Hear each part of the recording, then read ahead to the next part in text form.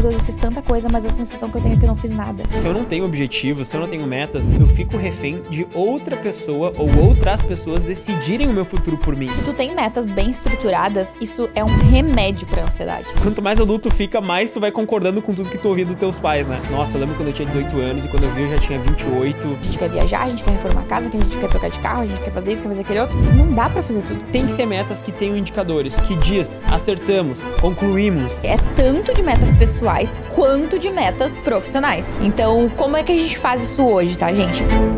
Sejam muito bem-vindos ao 7º e último episódio do ano de 2024 do Bolha Podcast, o seu, o meu, o nosso podcast favorito. Minha excelentíssima esposa, seja muito bem-vinda. Obrigada, você também. Estamos muito animados, como sempre, porque hoje falaremos de um tema muito pedido. A gente tá compartilhando nas nossas redes sociais que a gente tá fazendo o nosso planejamento pra 2025. E esse planejamento é considerar o que a gente fez em 2024 e também planejar o que a gente quer alcançar, né? Quais são as nossas metas, como que a gente vai organizar o nosso ano que vem, como que a gente vai alocar o nosso tempo. E isso acabou gerando muitas dúvidas em quem nos acompanha nas redes sociais. A gente já tava planejando fazer um episódio sobre isso, então a gente acabou coletando essas informações a respeito das dúvidas da galera, mas também do que a gente estava fazendo no nosso planejamento para dividir hoje, para que o pessoal consiga ter um ano próspero, um ano organizado, um ano que as metas vão ser cumpridas. A gente defende muito, né, a elaboração de metas e muita gente acaba ficando com um certo ranço, vamos dizer assim, de elaboração de metas, ou fica desmotivado por anos anteriores, por não ter cumprido suas metas. Assim, completamente malucos, né, apenas. E a gente já foi essas pessoas, não que tinha ranço de metas, mas que chegava no final do ano e se sentia frustrado porque decidiu um monte de coisa lá em janeiro e depois não conseguiu levar nada em frente, né? E a gente conseguiu combater isso. A gente já tem feito uma organização aí há um tempo que tem funcionado para nós. A gente conseguiu chegar, digamos que num mundo perfeito de como elaborar essas metas. E eu acho que nada mais justo do que compartilhar isso junto com a galera que nos acompanha. Então, desculpa interromper esse episódio, mas se você é dono de agência, eu tenho um recado muito importante pra você. Agora, os ouvintes do Bolha têm 10% de desconto no Agência Organizada. A nossa formação voltada pra gestão e organização de processos internos pra agências. Se você quer saber mais, é só escanear o QR Code que tá aparecendo na tela ou clicar no primeiro link da descrição. O nosso time vai entrar em contato pra te passar todas as informações. Agora sim, de volta pro episódio. Esse episódio tem essa promessa de dividir com vocês como que a gente elabora as nossas metas anuais e como que a gente consegue tirar elas do papel. Até uma curiosidade legal. O ano de 2024 foi o ano em que a gente mais tirou metas no papel. Exato. Do papel, no caso, né? Da nossa história, assim, né? Então, esse ano a gente fez uma organização diferente de todos os anos anteriores, né? Pra 2025 a gente vai repetir essa organização com algumas modificações para deixar ela ainda mais redonda. E, obviamente, a gente quer compartilhar com vocês, então, o que a gente fez esse ano pra ser o nosso melhor ano, né? Tu diria que foi o melhor ano da nossa vida? Acho que sim, né? Sim. Acho que esse foi o melhor ano da nossa vida, sim. Em todos os sentidos. Acho que a gente teve muito equilíbrio, com muitas realizações profissionais, mas uma vida pessoal equilibrada também, né? Que tem um pouco a ver com aquilo que a gente comentou em alguns episódios anteriores. E eu acho que teve anos que a gente trabalhou mais, mas com o lado pessoal mais desequilibrado. Então, eu considero que a gente teve um ótimo balanço em 2024. E eu acho que também não tem só a ver com o trabalhar mais. Às vezes... Trabalhar melhor. Acho que esse ano a gente trabalhou mais inteligente. Ou trabalhar melhor, exatamente. Então, acho que teve muito disso também. Mas, pra gente começar a falar sobre a questão das metas, eu acho que antes disso, a gente poderia falar pra galera a nossa visão sobre... Por que ter metas? Boa, mas antes de fazer isso, a gente precisa fazer uma menção honrosa. Nossa, é verdade. Muito honrosa do nosso último episódio, que pra quem não ouviu, inclusive, isso aí dá até cadeia dependendo do país que tu mora. Total, pelo amor de Deus, eu espero que se tu esteja ouvindo esse episódio, tu já ouviu todos os 6 episódios anteriores, né? Exato. É o mínimo. A gente fez uma dinâmica com a galera de comentar uma palavra-chave. Eu não vou dizer qual era a palavra-chave, porque eu quero que tu ouça, né? Exato. Vamos ver se tu saca através do comentário. E a gente falou que o comentário mais inteligente usando essa palavra-chave receberia uma menção honrosa aqui no início do episódio de metas pra 2024, pra fechar o ano. Essa nossa ouvinte, ela não fez ela fez um TCC! Ela não fez um comentário, assim, inteligente, um comentário criativo. Não, ela fez uma tese. Foi uma oratória. Foi um discurso. Foi. O comentário foi da Fê Wisco, acho que é assim que fala o arroba dela. Valeu, Fê. Não diz aqui se é Fernanda, enfim, mas Fê. E olha só o que ela falou, tá? Vou ler na íntegra o comentário dela.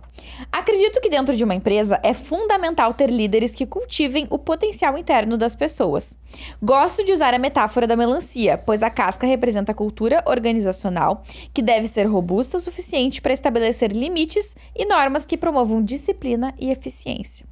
Por dentro, a melancia é doce, o que nos leva a refletir sobre a importância de nutrir os colaboradores, oferecendo oportunidades de desenvolvimento e crescimento pessoal. Além disso, as sementes simbolizam as ideias e habilidades que podem ser cultivadas dentro da organização. Uma gestão eficaz deve focar em espalhar e promover essas sementes, incentivando a inovação e o engajamento dos funcionários.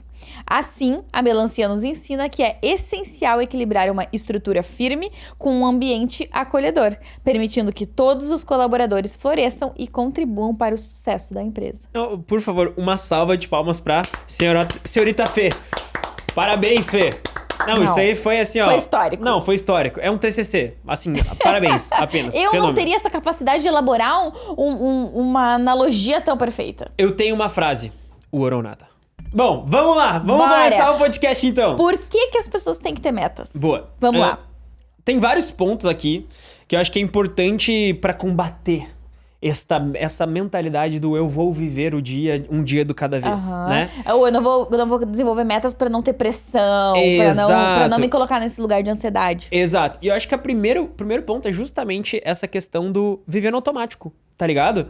Tipo assim, se eu não tenho meta, se eu não sei pra onde eu tô indo, eu tô vivendo no automático. A gente cria metas pra combater a síndrome do Zeca Pagodinho. Deixa a vida me levar.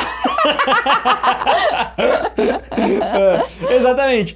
Então, querendo ou não, se eu não tenho meta, se eu não tenho um planejamento do que vai ser meu ano, e assim, eu não tô dizendo que tem que ser, meu Deus, um planejamento assim de cada detalhe. Dia, né, o que vai acontecer. Exato, nossa, todos os meus dias eles vão estar totalmente cronometrados. Mas se eu não tenho o mínimo de planejamento, o mínimo de metas, de objetivos, cara, eu tô refém, tipo assim, da vida. Sim. Pode acontecer qualquer coisa. E eu não tô nem planejado pra reagir àquilo, e eu também não tô planejado pra, tipo, buscar por aquilo, né? E, inclusive, eu acho que as pessoas, muita gente, talvez tu tá ouvindo isso, tenha passado por isso, chega no final do ano e tem aquela sensação de, meu Deus, eu fiz tanta coisa, mas a sensação que eu tenho é que eu não fiz nada. Tipo, eu não saí do lugar.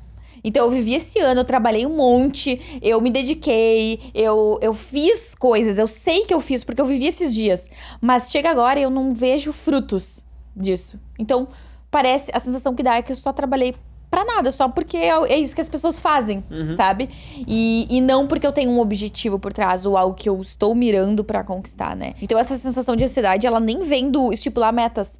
Porque não é porque tu não cumpriu essas metas, mas é pelo fato de, tipo, não ter concretizado algo em si, não saber o que deveria ter sido concretizado, né? Eu acho, assim, que tem tanta coisa na vida que a gente não controla, e, tipo, as metas e os meus objetivos pra um ano, eu consigo controlar, né? Então, por que não ter o mínimo de controle sobre isso? A gente, quando a gente tava debatendo sobre o episódio e tal, o que a gente poderia trazer de insight pra galera, a gente pensou num exemplo legal que é, tipo, de um navio. Imagina que eu sou o capitão do navio, então eu não sei se é dirigindo que fala navio, navegando o navio, pilotando, não sei como é que é a palavra certa, mas enfim, estou lá no leme. E, tipo assim, eu não consigo controlar se vai ter uma tempestade no meio do caminho, se, sei lá, eu vou encontrar um outro barco no caminho. Imagina que eu tô saindo numa aventura, né? Se vai ter piratas no meio do caminho. Se a onda vai ser muito alta ou não vai. Exato, né? Tudo isso eu não consigo controlar. Agora, eu consigo controlar qual é o meu destino. Pra onde eu estou levando esse navio? Eu tô levando ele pra X país, pra X lugar, pra X cidade. Isso eu consigo controlar. Então, se eu posso controlar pelo menos alguma variável dessa minha viagem, por que não controlar este variável? Porque, na minha visão, faz muito mais sentido eu sair pra navegar. Se eu sei que eu vou chegar na Europa, né? E não, sei lá, na Ásia, na África, em outro lugar do mundo, é porque eu tenho controle disso. Total. Né? Tipo, eu sei pra onde é que eu tô indo. Então eu não sei como que eu vou chegar lá. E a gente vai falar sobre como é que a gente faz pra minimizar esses riscos de não saber como e ficar mais planejado essa parte também. Mas pelo menos eu sei o meu destino final, né? Então não é uma coisa assim que vai acabar o ano e eu vou... Ah, tá. Cheguei aqui. Tá, mas era aqui que tu queria estar? Cara, sei lá, não sei. E talvez não seja. Talvez a resposta seja não. E aí, putz, tu jogou aquele ano fora, né? E na verdade, assim, indo mais profundo, quantas pessoas levam uma vida inteira dessa forma? Sem ter noção, sem fazer essa autorreflexão do que quer da vida. Então, muita gente arruma um emprego no início da vida e aí segue naquele emprego porque trabalha bem ali, porque tem um bom relacionamento, porque tá assim, não tá ruim. Tipo, não é que tá bom, mas é que não tá ruim. Então, segue dessa forma. Aí, às vezes, tá num casamento que também tá meia boca, mas pode arrumar coisa pior. Ou é aquele famoso do com um tá ruim e sem fica pior ainda. Com um tá ruim, sem um tá pior. Exato, e daí deixa a vida levar de novo. E aí, daqui a pouco, tu olha pra trás e tu viveu 10 anos pensando, meu Deus, será que era isso que eu queria ter vivido? E na maioria das vezes a resposta é não. Por quê? Porque vive sem intencionalidade, sem olhar pro futuro e pensar, nossa, é aquilo que eu quero conquistar. E a gente fala muito sobre isso e é uma coisa que a gente acredita muito, que a gente precisa viver hoje como a pessoa que a gente é, mas também como a pessoa que a gente quer ser. Então, se um dia eu quero ser milionário, hoje, as minhas atitudes têm que ser de uma pessoa milionária. Porque o cara milionário, a não ser que ele seja herdeiro, ele não chegou lá descansando todos os finais de semana e fazendo o que a maioria das pessoas faz. Então, eu preciso saber quais são as coisas que eu preciso realizar para alcançar esse meu objetivo. E isso, eu dei um exemplo gigante, né, que é uma coisa muito grande ser milionário, mas é nas pequenas coisas que a gente quer fazer na vida, sabe? Então, se a gente não tem clareza sobre como a gente quer que seja a nossa vida, a gente só vai chegar lá se a gente tiver muita sorte, porque senão as coisas não acontecem, não caem, né, do céu. E eu acho que tem um ponto legal aqui também, que é, se eu não tenho objetivo, se eu não tenho metas, eu fico refém de outra pessoa ou outras pessoas decidirem o meu futuro por mim. Saca? Mesmo que inconscientemente e mesmo que eu não tenha dado esta permissão, tipo assim, eu não falei pro fulaninho X, decide por mim.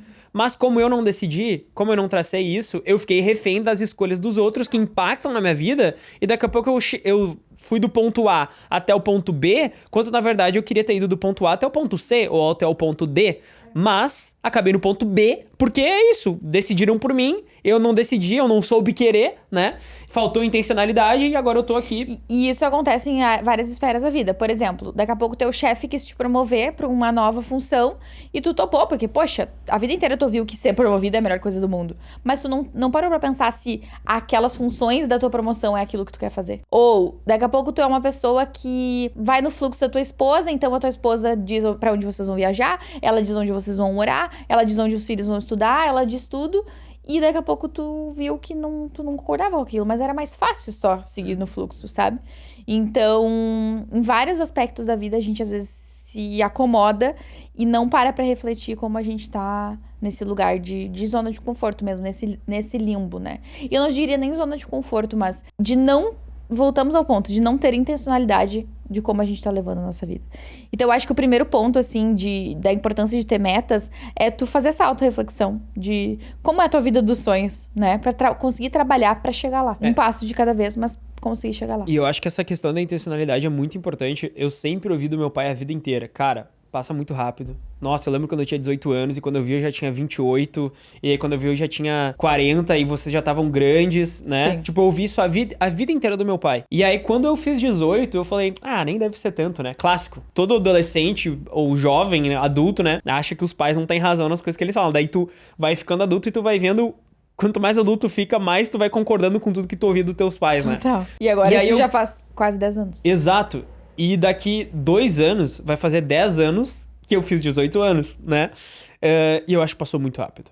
Tipo, parece, eu lembro das pessoas quem eram os meus amigos quando eu tinha 18, qual que era a turma que eu frequentava, tipo, nos finais de semana, o que eu fazia. A tua vida mudou demais, mas ao mesmo tempo parece que foi ontem, né? Exato, mudou muito. Eu sei que muito tempo passou, mas ao mesmo tempo parece que foi ontem. Então, eu acho que a intencionalidade, ela é extremamente importante justamente pra isso, porque a vida, ela passa muito rápido. Se eu não tô vivendo uma vida intencional, se eu não tenho objetivo, se eu não tenho metas, eu vou ficar refém de acabar com 40 anos, com 50 anos e não ter a vida que eu queria ter. Me dando conta de que não era isso que eu queria ter. Exato, vivido, né? E aí com 40, 50 anos vai ter coisas que tu não vai mais conseguir correr atrás. É diferente quando tu tem 18 anos e tu te dá conta, nossa, eu tenho que fazer alguma coisa na minha vida. Tu tem muito tempo ainda, né? E tu tá justamente no momento de descobrir, de ver. Agora é diferente quando tu chega 40 anos e fala assim, nossa, eu queria ter tido filhos. Especialmente se tu é mulher. Né? Exato, se tu é mulher, mas não é mais assim, né? Não é que é impossível, mas já não é mais assim. Antes uma coisa que era muito fácil, né, que a gente até falava, né, quando a gente era adolescente, o medo era engravidar na adolescência. Depois, adulto, o medo é não engravidar. Sim, total. Mas, tipo assim, então uma coisa que antes era muito fácil, agora fica complicado.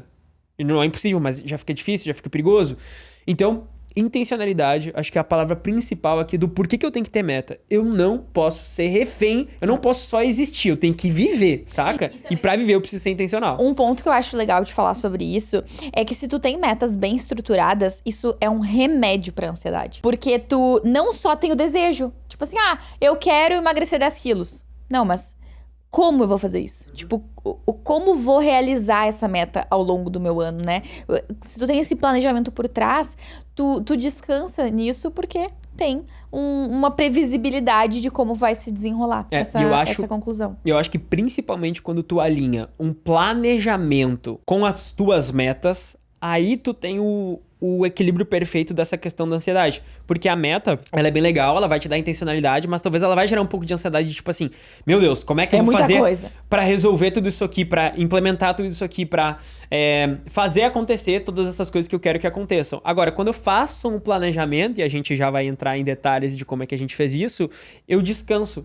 Né? Eu só vou ficar ansioso se o planejamento começar a descarrilhar, né? Total. Se quando chega lá em fevereiro, março, abril e eu não alcancei as coisas que eu já deveria ter alcançado. Só que tu tem tempo pra reorganizar. Né? Exatamente.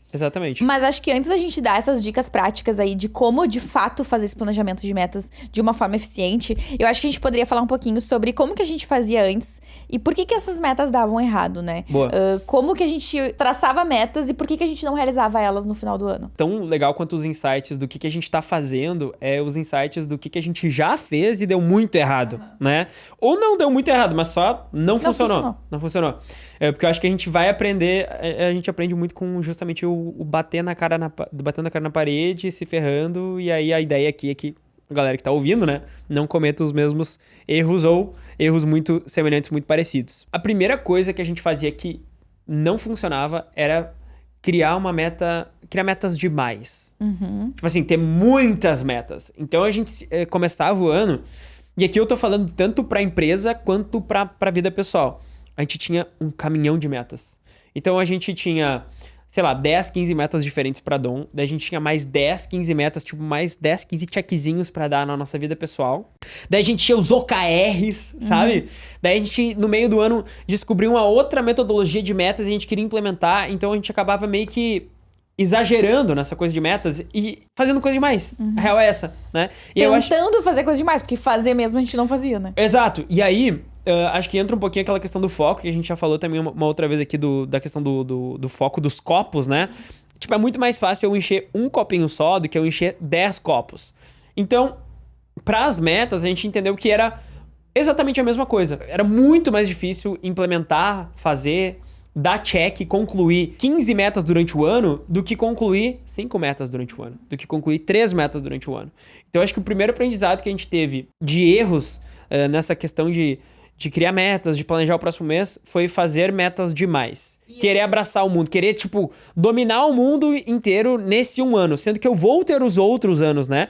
É óbvio que eu quero fazer o quanto antes, mas eu não preciso fazer tudo. Tudo no seu tempo, né? Exatamente. E eu também acredito que, complementando esse primeiro erro, a gente fazia muito de criar metas que não tinham nada a ver uma coisa com a outra. Então, às vezes, as próprias metas se atrapalham. Vamos supor que a gente tem um budget familiar que a gente pode, esse ano, investir em alguma coisa. E aí, a gente colocava lá, esse ano a gente quer viajar, a gente quer reformar a casa, a gente quer trocar de carro, a gente quer fazer isso, quer fazer aquele outro. Não dá pra fazer tudo. A não ser que um milagre aconteça e a gente mude de vida, a gente não vai alcançar tudo isso. Então, ter essa noção de que, especialmente quando é uma meta que se trata de dinheiro, ou às vezes que se trata de tempo, por exemplo, esse ano eu quero iniciar uma pós-graduação e quero, sei lá, correr uma maratona. Tá, mas tu vai ter tempo pra treinar pra essa maratona, uma vez que tu vai estar fazendo pós-graduação? Será que não é melhor tu fazer uma coisa de cada vez? Ou então, eu não vou correr maratona, eu vou começar a correr, mas eu não vou botar como objetivo fazer uma maratona, porque talvez eu não consiga treinar o suficiente pra isso.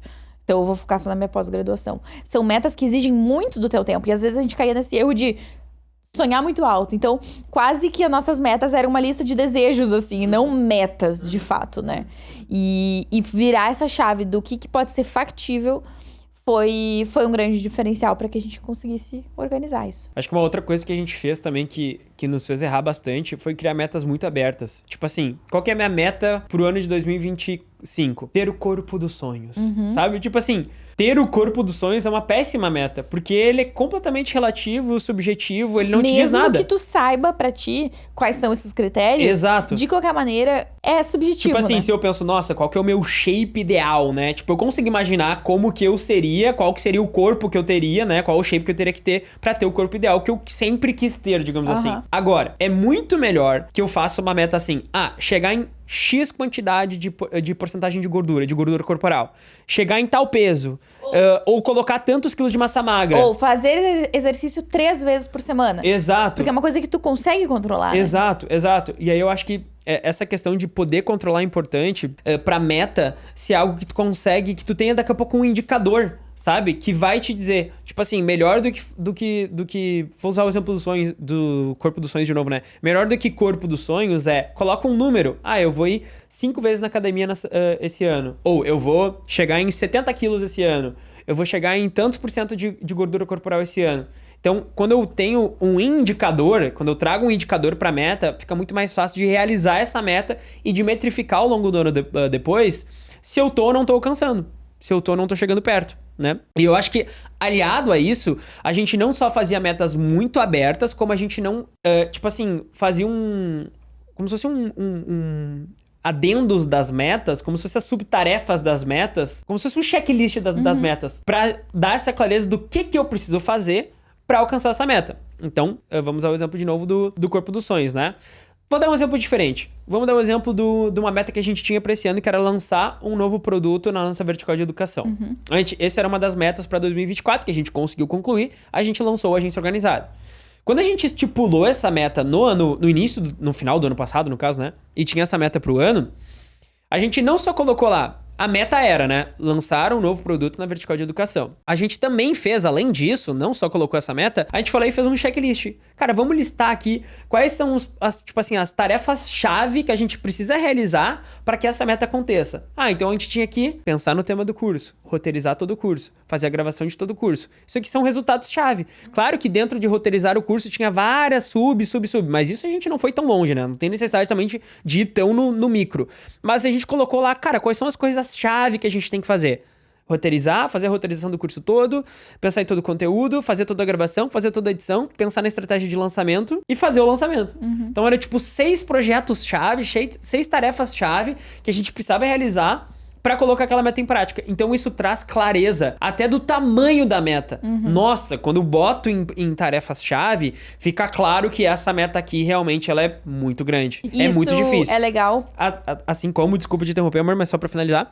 Assim como, às vezes eu coloco uma meta que a meta parece grande, mas quando eu coloco em tarefas-chave, eu vejo, é 2, 3 coisinhas e eu consigo resolver ela. Às vezes em um dia, ou às vezes uma coisa um pouquinho maior, mas não tanto. Em 15 dias que eu me dedicar mais pra isso, eu vou resolver essa meta. Exato. Né? E eu acho que isso é uma coisa que hoje a gente faz quando estipula uma meta, já prevê esse checklist que antes a gente não fazia. E é isso que fazia com que a gente colocasse muitas metas no papel.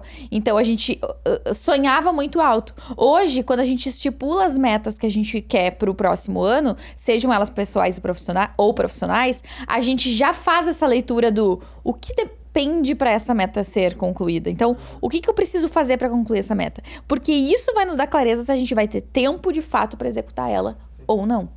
E eu queria puxar um gancho que eu acho que uma outra coisa que a gente errava muito é fazer muitas metas de desenvolvimento pessoal e poucas metas de conquistas. Então, a gente botava assim, eu quero aprender inglês, eu quero ler tantos livros, eu quero aprender tal skill, né? Botar o shape, ir na academia tantas vezes, mas fazer exercício. Quando a gente, junto com essas metas, colocou também metas como trocar de carro, fazer uma compra específica, a gente percebeu que essas metas materiais são muito importantes. Eu acredito que isso possa variar de pessoa para pessoa, mas foi uma leitura que a gente fez do nosso perfil, de que esse tipo de conquista material traz um gás diferente do que o aprender uma coisa nova ou desenvolver uma nova skill, né? Eu acho que o exemplo que aconteceu esse ano, né? Que a gente tinha a meta de trocar de carro, a gente conseguiu trocar de carro. É o perfeito exemplo, porque aquela meta alcançada, ela me deu um gás tão forte pra, tipo assim, trabalhar, fazer a coisa acontecer. Né? E me trouxe uma satisfação tão grande durante tanto tempo, quase que nenhuma outra meta que a gente realizou me deu tanta satisfação. E olha que esse foi um ano que eu tinha a meta de voltar pro peso do meu casamento, do nosso casamento, né? E eu consegui. Pra quem não sabe, o Léo, na pandemia, engordou 31 quilos, gente. Eu engordei 31 quilos, eu era um Ou cara seja, gigante. hoje ele é um cara 31 quilos mais magro. Exato. E eu já fui um cara 31 quilos mais gordo, né? E que isso é muito louco. Então, eu já, desde a pandemia, eu tinha esse foco. Era uma meta que eu ficava jogando pra todos os anos, né? Todos os anos eu tinha essa mesma meta. Em 2024, eu consegui realizar. E isso, que era uma questão muito grande na minha vida, né? Era uma coisa que me fazia muito mal, mesmo pela questão estética, pela questão né? da autoestima, pela questão do corpo, porque tu fica com o corpo, detona o teu corpo, tu engordar tanto, tão rápido, né? Fica todo marcado, enfim, é uma merda. Então era uma questão muito grande, eu consegui realizar essa meta, e essa meta, tipo, ela me dá uma satisfação diária muito legal, que é tipo, putz, eu me olho no espelho, me acho magro, né? Eu boto uma roupa legal, a roupa fica bacana, veste bem no corpo, porque, né, tá mais magrinho. Mas quando a gente trocou de carro, mano, eu acho que eu fiquei uns 3 meses assim, ó. Eu entrava dentro do carro e eu escutava a música do Tokyo Drift, tá ligado? Do Velozes e Furiosos. Tipo, mano, sei lá, me dava uma coisa assim. Mas tu sabe que faz mais tempo e eu ainda tenho essa sensação. Eu ainda me sinto muito feliz e realizada com isso. Não, total, também. Mas, tipo assim, aquilo ali me deu um... Eu acho que os 3 primeiros meses foi assim uma loucura, era mágico, ainda é muito legal, nossa, é incrível, meu Deus. Todos os dias eu ainda entro e falo assim, meu Deus, isso aqui é muito legal, que massa. Tá valendo a pena, o trabalho devolve, né? Mas assim, só pra trazer essa parte do tipo, talvez ter uma conquista material é importante ter nesse mesh das metas pessoais, porque ela vai te dar um gás pra tipo, o trabalho devolve, eu tenho que trabalhar mais, eu tenho que fazer mais, e tá valendo a pena, tamo crescendo, tá acontecendo, né? Então eu acho que um erro que a gente cometia, né, era ter coisas muito voltadas pro pessoal, que te dá, sim, esse tesão, né? Mas acrescentar nesse mix essa parte material foi muito importante. Óbvio, talvez vai ter a pessoa que vai ter o contrário, né? O material não é tão importante. Então talvez aqui é se conhecer um pouco. Total. Entender o que pra pessoa gera esse boost. E eu também acho que entender o teu momento de vida, né? Talvez tu não vai botar trocar de carro ou comprar um carro, mas vai ser, sei lá... Trocar de celular. Exato. Comprar um computador bom. Exato. Era uma meta minha lá em 2020, sei lá quantos lá. E eu lembro que quando eu comprei também, eu fiquei... Nossa, sim, meu Deus! Tu quer muito trabalhar, né? Agora eu tenho um MacBook. Caraca, muito fera. Sim. É muito rápido. Nossa, foi muito fera. Eu acho que, generalizando, assim, os nossos principais erros eram ter meta demais, metas que... não conversavam uma com as outras e às vezes atrapalhavam umas às outras, e não ter uma boa distribuição de categorias de metas. Então, ou elas eram muito pessoais, ou elas eram só profissionais, ou elas eram só de desenvolvimento e poucas metas materiais. Então, acho que a gente aprendeu a calibrar melhor esse equilíbrio mesmo entre essa definição de metas. E aí, eu acho que a gente pode falar pra galera como a gente se organiza hoje em relação a isso. Talvez antes de entrar no nosso checklist prático, falar um pouco de como que funciona essa nossa semana que a gente dedica pra essa organização. Porque eu acho que isso é uma coisa que, por mais que a gente não tenha roteirizado aqui, é legal da galera saber, né? Então, como é que a gente faz isso hoje, tá, gente? A gente separa aí pelo menos uma semana onde a gente foca em falar do próximo ano. 100% ou quase que 100%. Tipo, essa semana a gente não conseguiu fazer 100%. 100% que o Léo diz é, tipo, de segunda a sexta sem fazer outras coisas. Exato. Então é tipo assim, fechamos a agenda, a gente não veio pra agência essa semana, não tá vindo, né? A gente veio hoje pra gravar o Bolha, Exato. né? Mas, tipo, não vem pra agência, é modo caverna total. Tá ligado? Exato. Modo caverna, exclusão da realidade pra, tipo, focar só em pensar o E a próximo gente ano. faz isso porque a gente também é sócio, né? Então a gente fala muito da empresa e digamos que 80% da empresa e 20% da nossa vida pessoal. Mas se daqui a pouco tem algum casal que tá nos ouvindo aqui que não é sócio, mesmo assim precisa tirar esse tempo pra falar sobre como vai ser o próximo ano da família, né? Do casal, qual vai ser o planejamento. Então, independente se seja de negócio ou não, ou daqui a pouco você tá ouvindo isso e tu não é sócio do teu marido ou da tua esposa, mas tu tem sócios. Tem que fazer essa imersão e discutir sobre o próximo ano. Ah, Léo, mas eu não tenho como fazer isso. Vocês falam porque vocês têm o time. Se vocês ficarem uma semana fora da empresa, a empresa não vai explodir e pegar fogo. Ok, mas durante muito tempo a gente não teve. E o que a gente fazia? Final de semana. Final de semana. Sábado e domingo. De noite. De noite, exatamente. Tira uma semana que vai não ser de dá segunda a sexta, é pra de não noite. ter esse momento. Exato. Então, assim, pra uns vai ser mais fácil, pra outros vai ser mais Exato. difícil. Vai depender do momento que tu tá de empresa, de time, de equipe, enfim, de tudo. Mas o que não dá pra fazer é não fazer. E aí, assim, 2 pontos importantes sobre essa semana. Ao longo dos meses anteriores, a gente vai coletando pautas pra serem discutidas. Então, tem coisas que precisam ser implementadas, ou ideias que surgem, insights que são gerados ao longo dos meses, que a gente sabe que não vai mais ser resolvido esse ano. Por N razões, ou porque não é prioridade, ou porque vai levar mais tempo, enfim.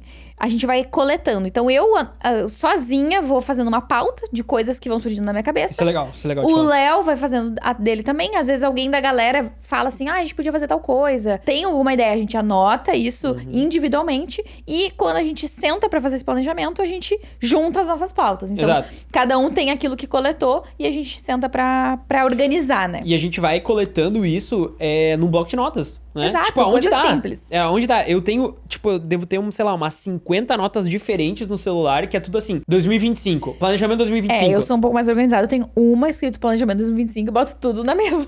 Sim, às vezes eu vou botando na mesma também, mas tipo assim, eu só vou jogando lá. Importante anotar, né? Lembro no meio do dia, anoto, porque daí, como a Dá falou, a primeira coisa que a gente faz quando a gente chega, e é literalmente isso, tá? Vamos simular aqui o planejamento estratégico da Dom acontecendo. A gente senta na mesa, primeira coisa que a gente faz joga toda a tua pauta no doc, deixa eu jogar todas as minhas pautas no doc, agora a gente vai organizar tudo, então vamos ver o que é pauta repetida, o que a tua pauta pode entrar como subpauta da minha, e a gente vai fazer tudo organizadinho, e aí agora a gente vai decidir o que a gente vai falar primeiro. Ou seja, antes de começar a debater, a gente ranqueia as pautas. Então, essa pauta é mais importante, essa pauta é mais como segundo mais importante, terceiro, pra ter uma coerência ali nas coisas que a gente tá discutindo. Isso que eu ia falar, não porque alguma coisa pode ficar de fora, a gente vai falar sobre tudo. Sim. Mas porque às vezes não tem como eu falar do assunto B sem ter falado do assunto A. Exato. Ou o assunto B e o assunto A, eles estão relacionados. Aí, por que eu vou falar primeiro do assunto A, daí eu vou falar do Z, do W, do X, pra depois voltar no B, sendo que eram coisas muito parecidas, né? Eram, daqui a pouco, era um assunto sobre um mesmo projeto, da mesma vertical, então muito parecido, né? Então a gente... Primeira coisa é juntar todas as pautas e organizar elas em um sentido que vai fazer sentido discutir. E aí, um outro ponto sobre isso é que a gente vai acrescentando pautas à medida que a gente for conversando. Então, ali a gente uniu tudo que a gente coletou até o momento. Mas, às vezes, a gente vai começar a falar de um assunto específico e vai lembrar de outra coisa. A gente anota na nossa pauta. Então, a gente, ao longo dessa semana, acaba lembrando de outros assuntos que precisam ser discutidos. Sim. E aí, o segundo, né, passo, digamos assim, depois de ter organizado as pautas, é falar do ano que passou. Do ano que a gente viveu, tá vivendo ainda, né? Não passou porque não acabou, mas... então a gente, no primeiro dia, assim, a gente fica muito concentrado em falar o que foi, como foi 2024. O que a gente alcançou de metas, como que foi o desempenho daquilo que a gente tinha planejado. Faz a retrospectiva. Faz uma retrospectiva. Aí, depois, a gente começa a planejar discutir o próximo ano. Como vai ser o nosso próximo ano e discutir todas aquelas pautas que a gente trouxe.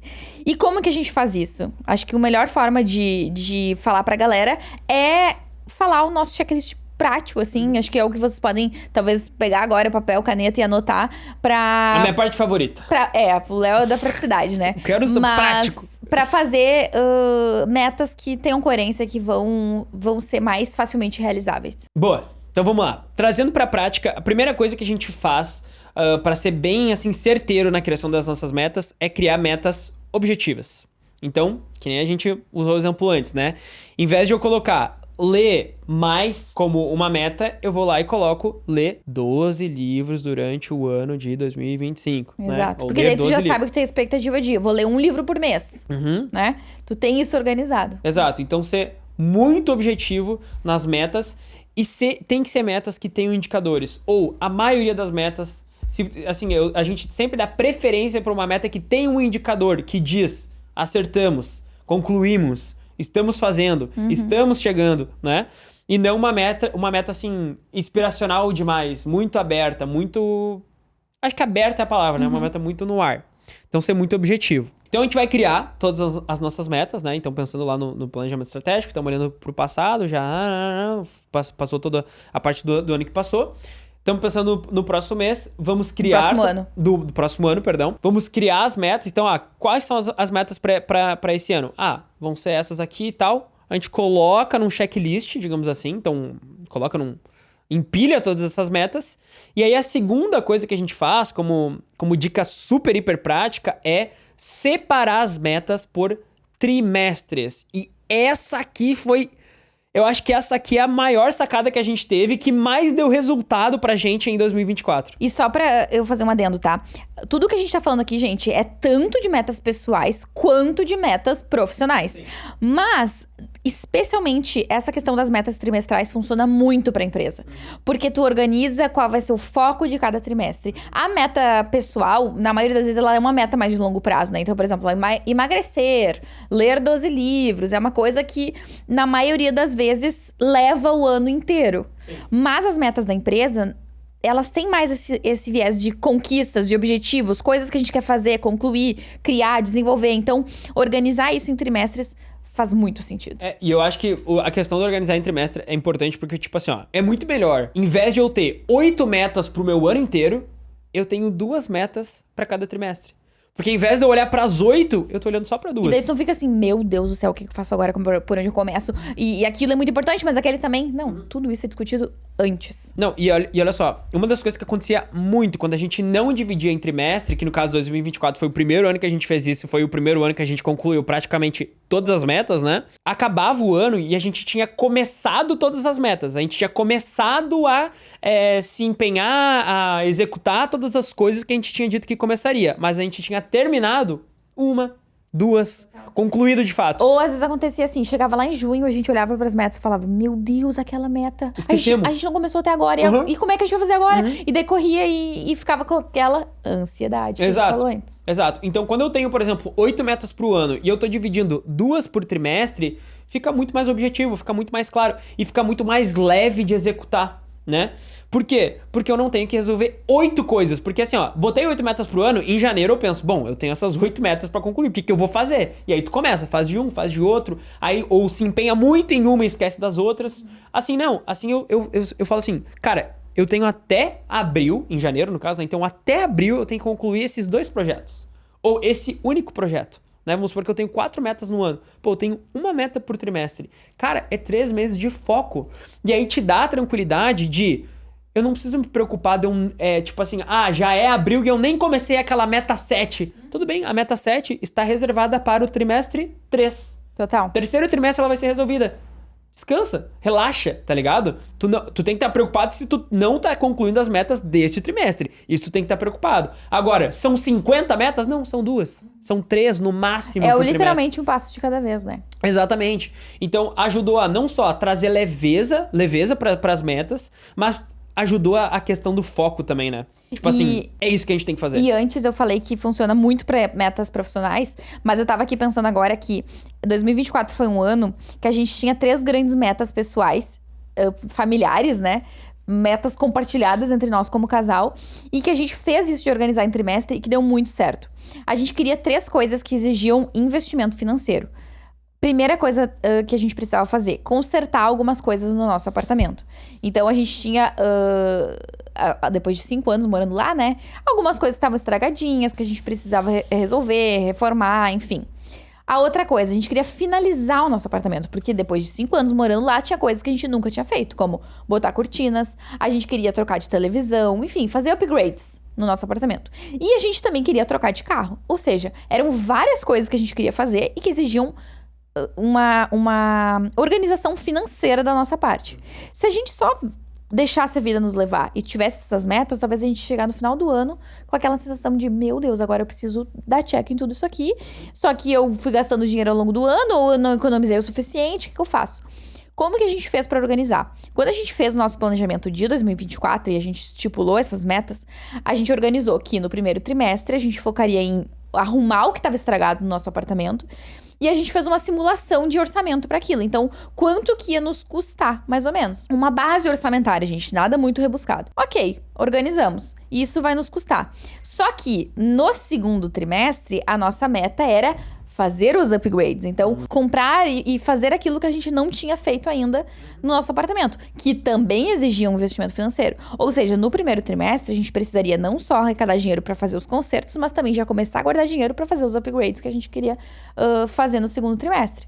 E assim a gente foi se organizando. E o carro, a mesma coisa. A gente também organizou isso em um trimestre. Então, assim, mesmo sendo metas pessoais, a gente conseguiu deixar elas num fluxo que fazia sentido. E aí a gente sabia que no primeiro trimestre, nosso foco era fazer orçamento de conserto e não ir na loja olhar uma televisão nova. Sim. A gente tinha um foco pra conseguir resolver cada coisa de uma vez só, né? E aí eu acho que outra sacada legal aqui que a gente não usou tanto esse ano, mas a gente vai usar pro ano que vem, é atribuir responsáveis. Então, além de separar por trimestres, separa quem que é o responsável, quem que é o cabeça dessa meta aqui. Por exemplo, uma das nossas metas para 2025, já dando um spoiler, né? É lançar mais um produto na Dom Educação. E a gente conversando, entendeu que esse lançamento, essa estruturação desse produto, talvez não o lançamento, mas a estruturação desse produto poderia ficar como responsabilidade da Dó. Então é uma coisa que naquele trimestre o Léo não se preocupa. Se aquela meta não acontecer, tem um responsável. Assim como se a meta acontecer, tem um responsável. E eu diria até que esse talvez tenha sido um dos nossos erros em 2024. Acho que sim também. A gente estipulou metas muito organizadas, organizou nos trimestres e tal, mas se tratando da empresa, a gente organizou metas que dependiam 100% de nós. E envolver a equipe, ou não talvez toda a equipe, mas alguns responsáveis, faz muito sentido porque descentraliza isso do dono da empresa, ou, enfim, dá um rosto pra cumprir aquela meta. Assim como no casal também.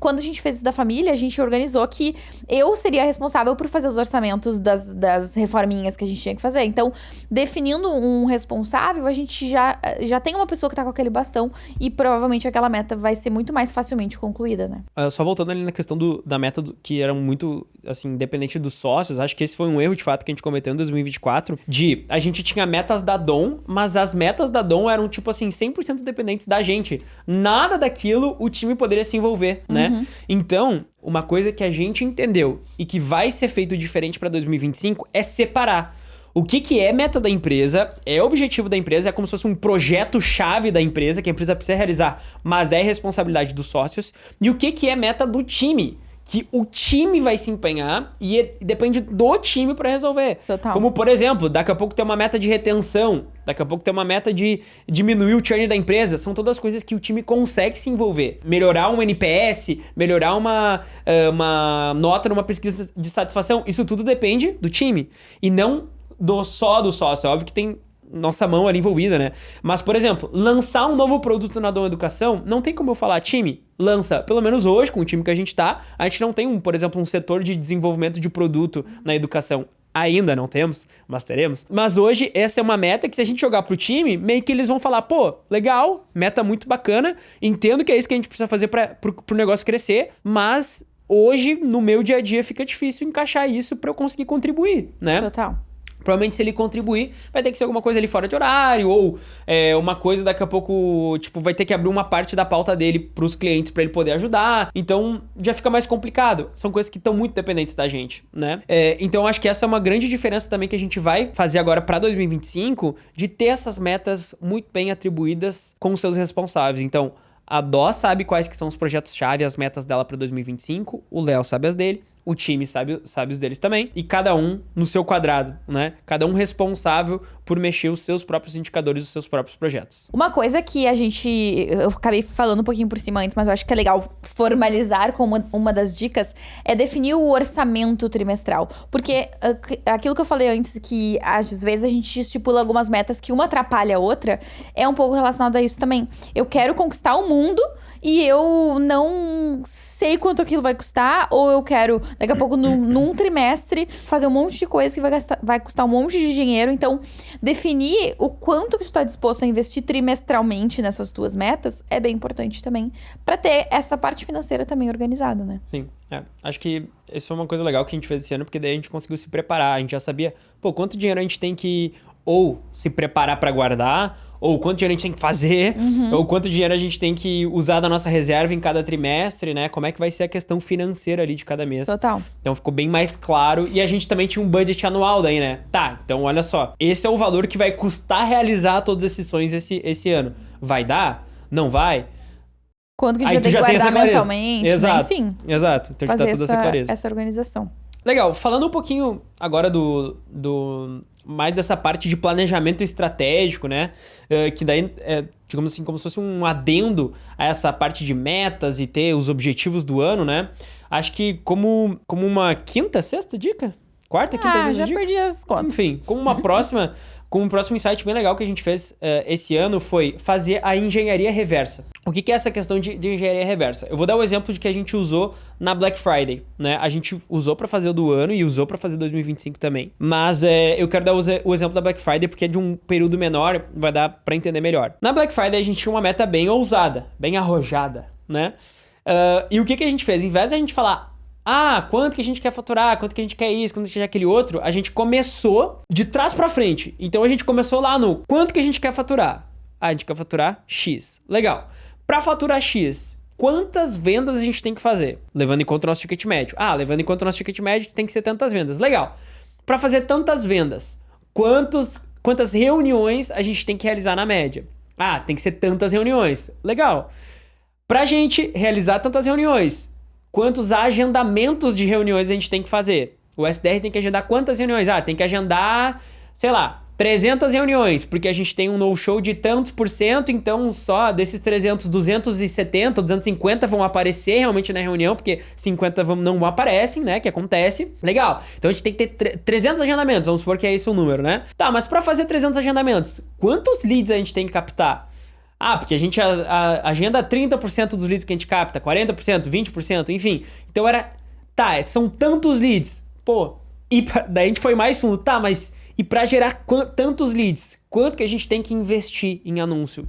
A gente tem que investir tanto. Porque em média o nosso custo por lead é tanto, R$8, R$10. E pra fazer, 1.000 leads vai custar... R$8.000. Então a gente foi fazendo essa engenharia reversa. E, cara, funcionou muito bem. A gente, infelizmente, não conseguiu bater a meta na Black, né? A gente fez 92% ou 93% da meta, então faltou 7% ali, foi no detalhe. Faltou, 5 ou 6 vendinhas. Era e assim, também teve 2 feriados no mês, né? Se tivesse um dia útil a mais, isso que a galera ficou até as 8 horas no sábado, que era o dia 30, né, no escritório, e mesmo assim não deu. Mas se tivesse um dia a mais, a gente tinha batido. Sim. Mas enfim, acontece do jogo. Ainda assim foi um mês incrível, recorde histórico de faturamento, foi bem bacana. Mas o que a gente tirou de lição? Cara, essa questão de fazer a engenharia reversa, ela é muito interessante, porque ela te dá muita clareza de todos os números que tu precisa alcançar. E não só o faturamento. Então, melhor do que eu ter só a meta, faturar X mil esse mês, eu posso ter várias submetas que vão me levar para essa meta. E óbvio, né? Tudo isso baseado nos dados. Então, aí, talvez a importância de metrificar as coisas, de ter...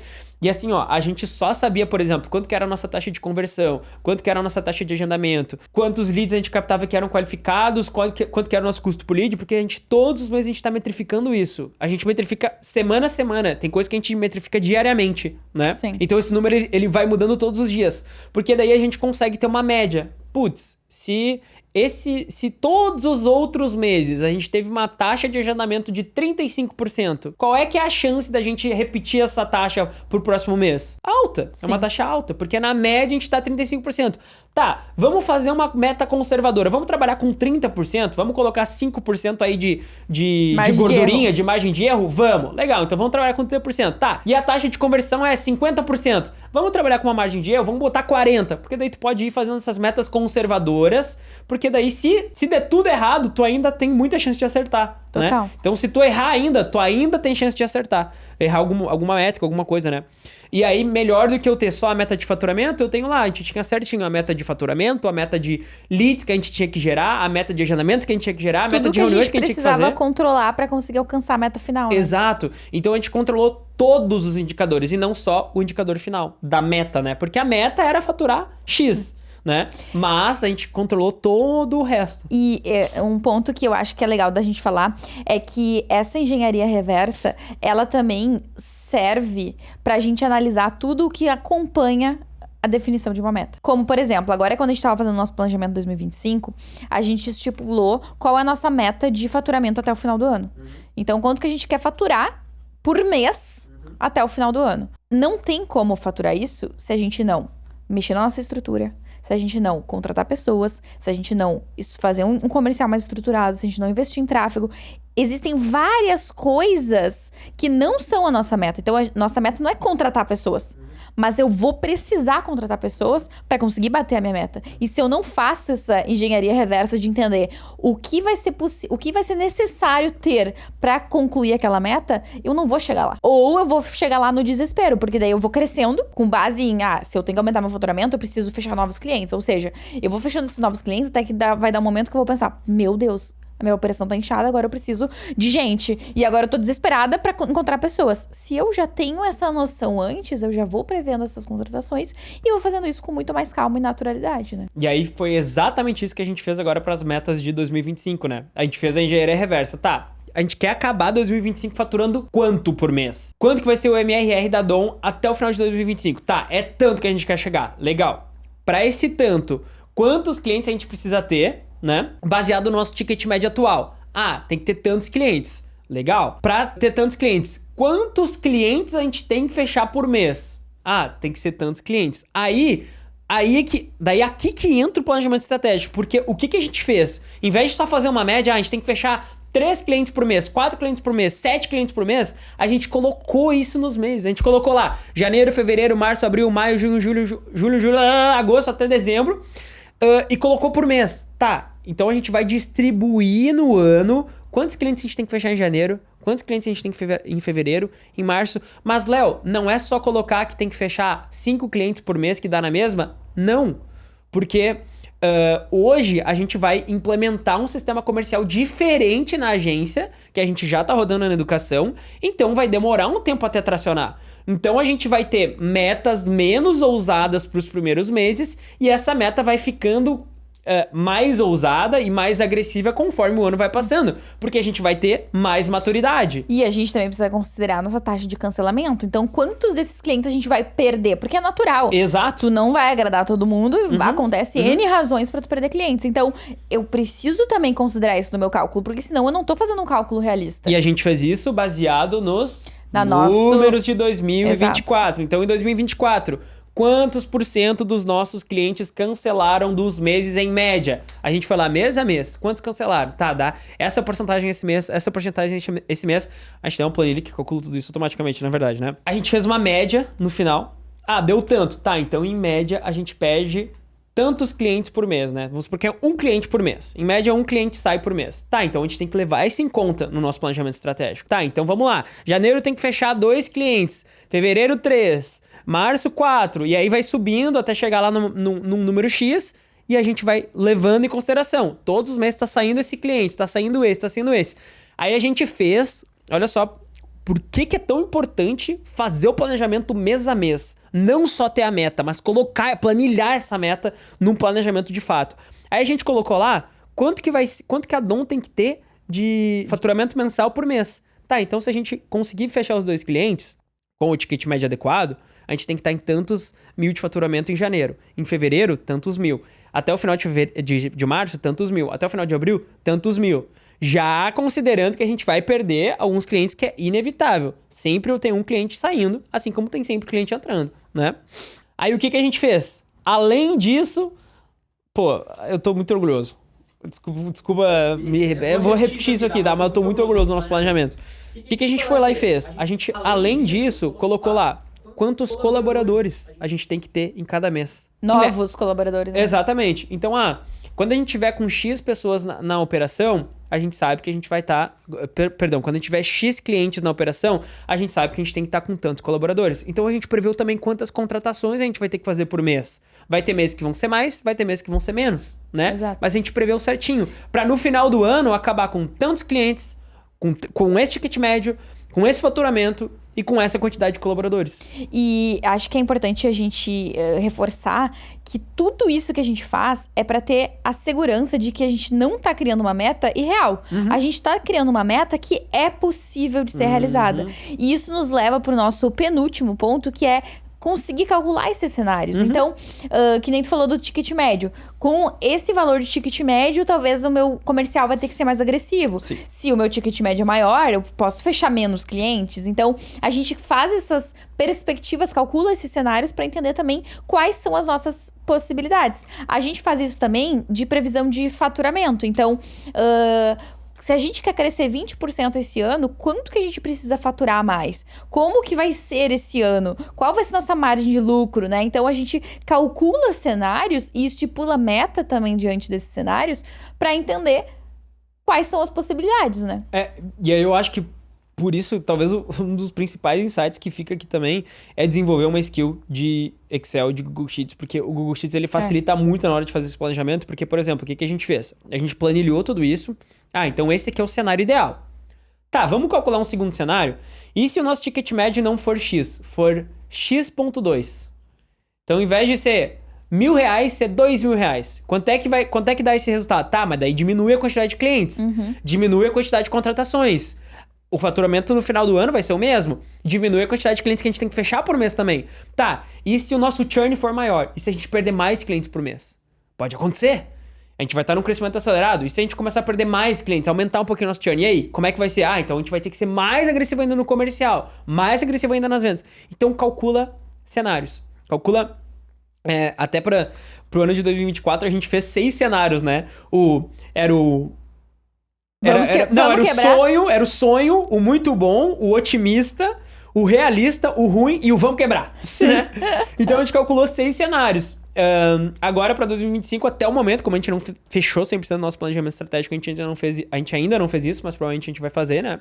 De calcular esses cenários. Mas acho que isso é legal também. Calcular essas possibilidades. Tá, o que é o mundo ideal? Tá, isso aqui é o mundo ideal. Tá, o que é o muito bom? Tá, isso aqui. Tá, e o sonho, né? Tá, Léo, mas calcular o sonho não é muito irreal? Cara, não é. E te digo por 2024, porque no nosso planejamento de 2024 da nossa vertical de educação, a gente tinha uma meta realista, que era uma meta já bem ousada, assim. Sim, ela já era acima do que a gente já tinha feito em anos anteriores. Isso, já era uma meta assim, cara, vai ser... Já era uma meta de crescimento. Já vai ser um ótimo crescimento, isso aqui já vai ser bem legal se a gente alcançar. É realista? É difícil? É difícil. E a gente acabou batendo a muito boa e passou a meta do sonho, né? Exato, a gente superou a super ultra mega... A gente superou a ultra mega master meta naquela vertical. Então, pode acontecer. Sim, né? Pode exato. acontecer. Tu pode ser surpreendido pelo teu planejamento estratégico também, né? Exato. Pode dar um ano aí que... E aí, por último, e não menos importante, eu acho que é muito relevante a gente falar sobre a importância de revisitar essas metas sempre. Eu e o Léo, a gente tem uma rotina de reunião de sócios semanal, não, mensal. Talvez um dia será semanal, mas ela é mensal. E sempre, todos os meses, a primeira pauta que a gente discute na nossa reunião de sócios é as nossas metas. O que a gente já fez até agora, qual é o andamento. Se uma meta tá atribuída ao Léo, ele traz um feedback de qual é o andamento dela até agora. Então, a gente se passa esses feedbacks também e discute. Por vários motivos. Primeiro, para acompanhar esse andamento, não esquecer das metas e lembrar da importância delas. Mas também porque, às vezes, uma meta deixa de fazer sentido ao longo do ano. E tu precisa estar acompanhando essas metas pra talvez substituir por outra coisa ou só desconsiderar mesmo, né? Mas ir fazendo essa leitura e esse acompanhamento pra não esquecer das metas e manter elas ativas e definindo. Talvez tu vai ver que uma meta é mais difícil do que tu achou que seria, então recalcular essa rota, entender que daqui a pouco nesse trimestre não vai dar pra concluir ela. Exato, era isso que eu ia falar. E o que a gente precisa fazer pra conseguir concluir, né? Em 2024 aconteceu isso. Tipo, a gente teve metas que a gente concluiu, mas não concluiu dentro do tempo que estava planejado. Então tinha uma meta lá que era pro primeiro trimestre, mas a gente conseguiu concluir no terceiro. O que a gente fez? No final do primeiro trimestre, a gente sentou na nossa reunião mensal de sócio e falou, bom, não vai dar, já não deu. Já não tem como entregar essa meta dentro desse trimestre, porque, sei lá, é 25 de março já. Não tem mais tempo. O que a gente vai fazer? Tá, vamos jogar lá pro mês que vem? Vamos jogar lá pro mês que vem, não. Pro próximo trimestre? Vamos jogar lá pro terceiro trimestre? Pra onde é que ela vai? Tá, mas pra jogar pro segundo trimestre, a gente vai ter que abrir mão de alguma meta do segundo trimestre. Alguma meta do segundo trimestre vai ter que ir pro terceiro, né? Vai ter que ser um efeito dominó. Ou não, talvez cabe tudo no segundo trimestre, não sei. Vai depender, obviamente, de cada caso. Mas a gente sentava pra justamente analisar. Tá, o que a gente concluiu, o que a gente não concluiu.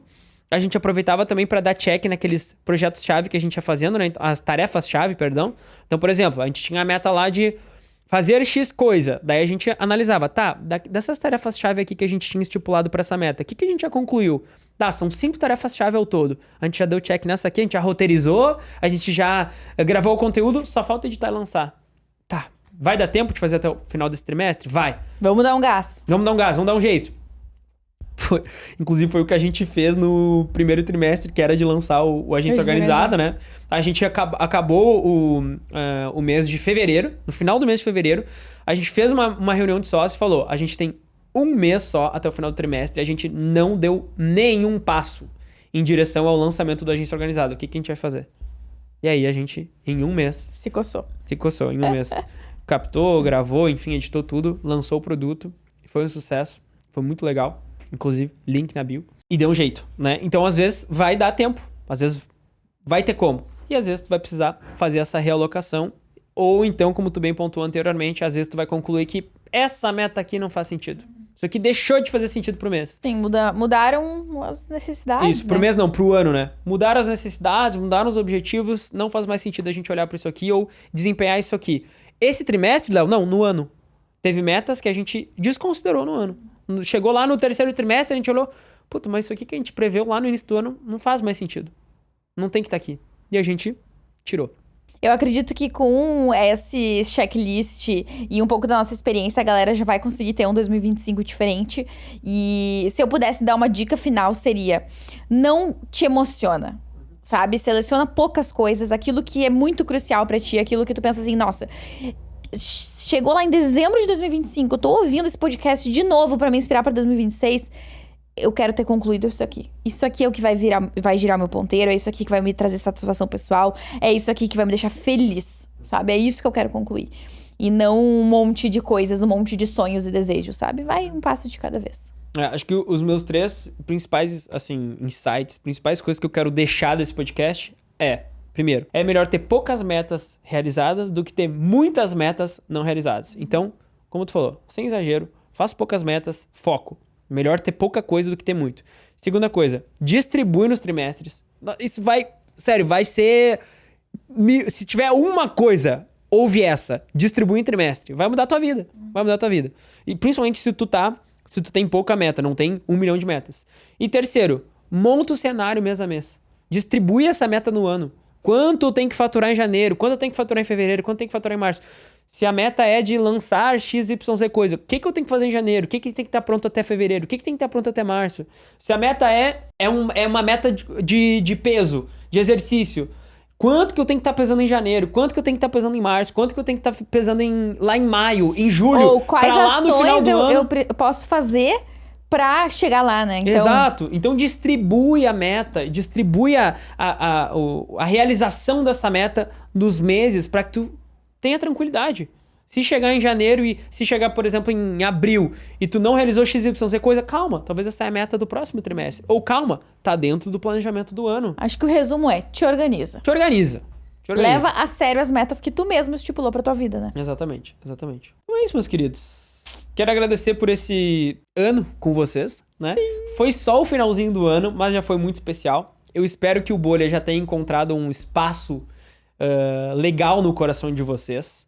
E que vocês tenham curtido aí essa primeira temporada, se a gente pode dizer, Afinal de contas, o Bolha foi uma das nossas metas concluídas de 2024. Exatamente. Uma das nossas metas concluídas de 2024. Então a gente tá muito feliz. Muito.